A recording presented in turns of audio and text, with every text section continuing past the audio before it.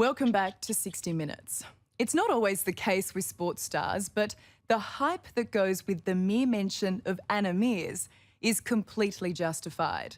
11 world championships make her the greatest female track cyclist in history. And happily for Australia, unfortunately for her competitors, she's not finished yet. Anna's hard at work preparing for Rio, her 4th Olympic Games. But as Peter Stefanovic reports, her exhausting and exhaustive training schedule is also a distraction from heartbreak on the home front, the bust-up of her marriage. It seemed like a good idea at the time. Get a move on, mate, come on! What better way to understand Anna Meares, the greatest female cyclist on the planet, than to hit the road with her? How are you feeling on this bike? Yeah. But a few kilometres into our ride, reality strikes. How's that backside feeling? She's sore. I think I'm going to be sitting in a bucket of ice tonight. While I'm in a world of pain, Anna's not even trying. When she does, though, Anna Meares, in full flight, is an amazing sight.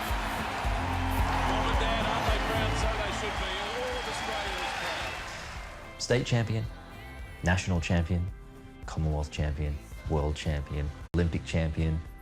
What else is there? More champions. Here's where all those championships happen. The velodrome, Anna's office. Have you ever taken any debutantes out before? Yes, You have? I have. Have any crashed? No.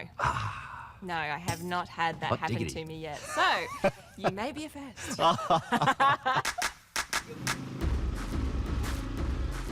Am I holding the handlebars too tight? Yes, I can see your white knuckles from here. The steep banks are daunting enough. But on a bike with no gears, no brakes, and no safety net, fun gives way to fear. See, the faster you go, the more comfortable you are. I reach my safety limit at about 35 kilometres an hour, which is exactly half of Anna's competition speed. I think Pete might need a nap.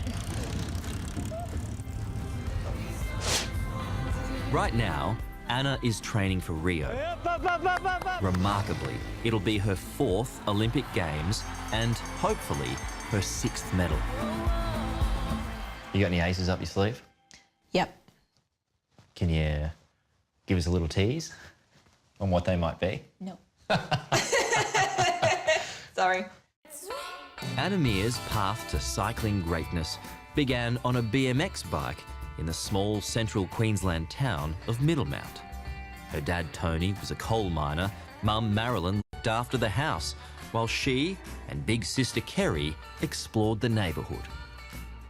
We always grew up with bikes, whether it be riding the bush bashing bikes through town or on the BMX bikes. Yeah, fell in love with it. Was it you or Kerry that found the bike first? Kerry. I can certainly relate to the fact that siblings are very competitive. You know, I always wanted to beat my brother at certain things. Did you feel the same way towards Kerry? Absolutely. What was her dream? Olympic Games. And your dream? Olympic Games. As the sisters got better, they became known for their great cycling rivalry. But in 2003, Kerry seriously injured her back. Cruelly, her Olympic dream was lost, and the whole family felt the pain, especially mum, Marilyn. Did you feel for Kerry? I did, yes. Because it was Kerry's dream to be an Olympian as well. Yep. So what did you say to her? Sorry. It's okay. Her misfortune became your fortune. Yeah, yeah. And it can be a hard thing when in a way, you know that you are what stopped your sister from achieving her dreams. The 2004 Games in Athens turned out to be Anna's breakout performance, and in a little under 34 seconds of explosive power, she became a national hero.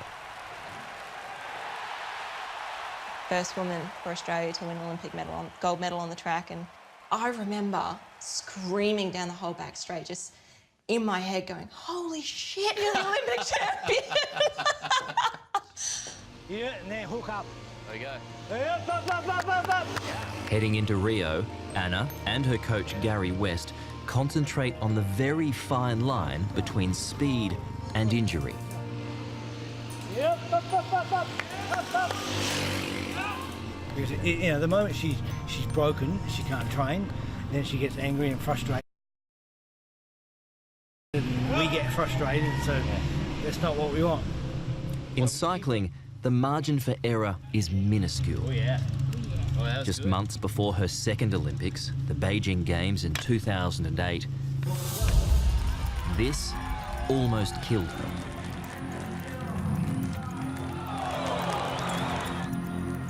I fell to the right, and it wasn't the impact of hitting the track that broke my neck, it was the force with which my head bounced off the track. Because of the pain was just, I had skin loss from eye to toe, and people had their hands on burns, and my neck was killing me, and I just remember screaming, let go, let go. The fracture was so serious, doctors worried Anna might be paralysed. She proved them wrong.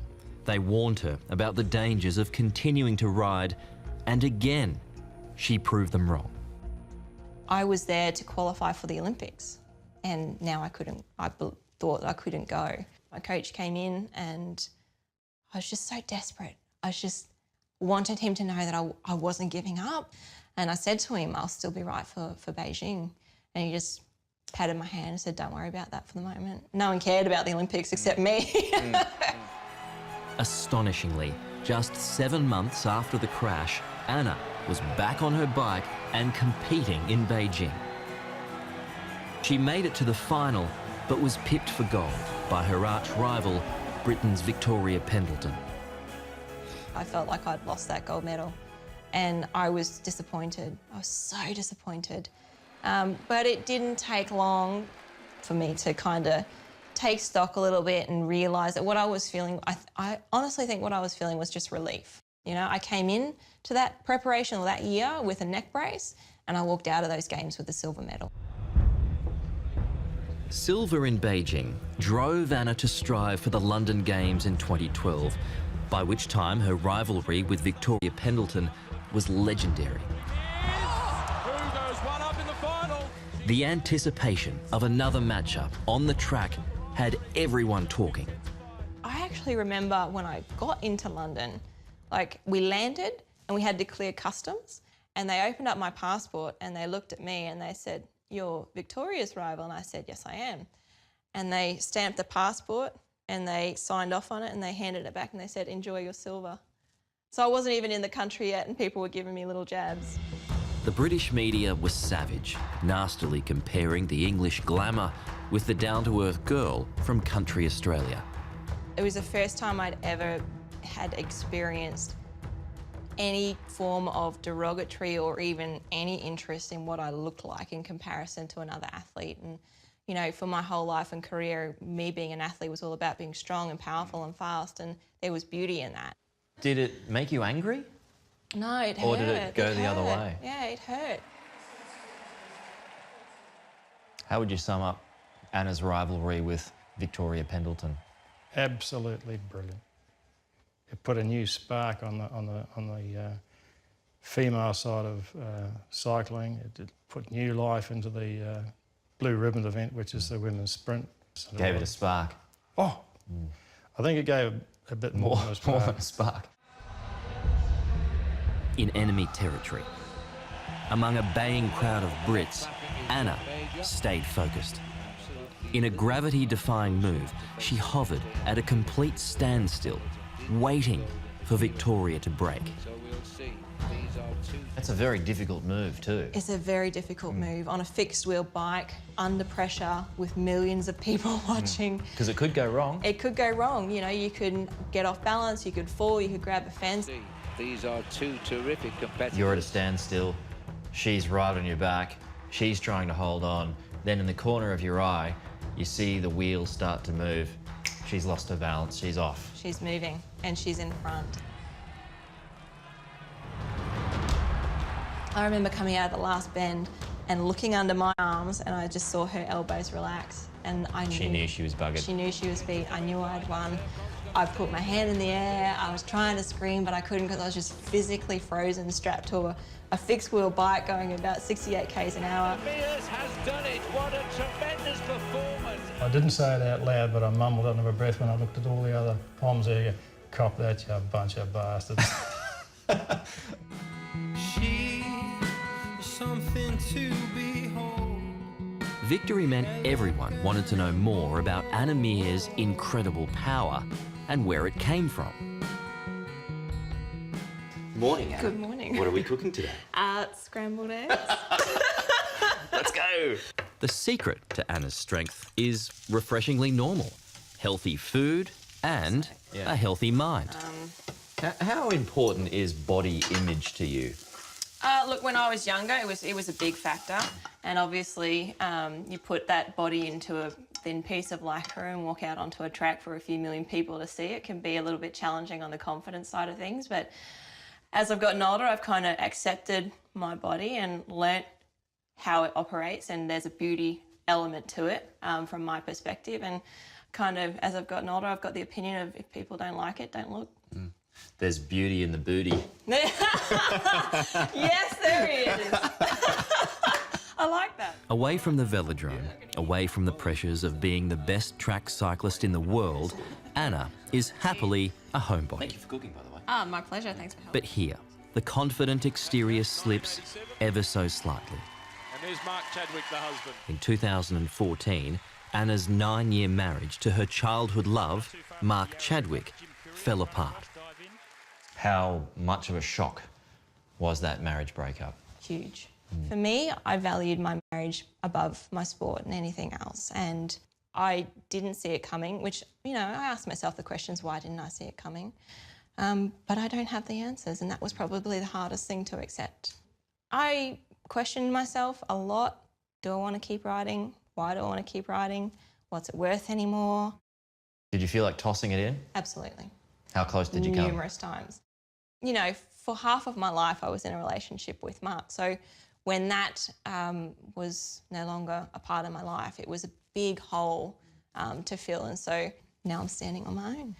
Further down the track, is motherhood, is being a wife again, is that something that you'd like? I was a bit jaded on the whole concept of relationships and marriage again, but, you know, if someone special comes along, no problem. Still a bit raw. Still a bit raw, yeah. At 32, Anna Meares, heading into her 4th consecutive Olympics, is defying the odds. So 4 times in a lifetime to experience that, how rare is that? You know, how rare is that? You know what's rarer than that? 5. 5! Tokyo! Yana? We'll see after Rio. Also depends how much fire there is left in the old girl. Old girl!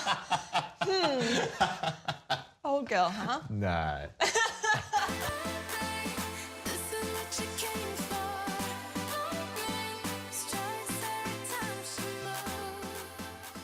I'm a coal country kid and I'm proud to be a coal miner's daughter.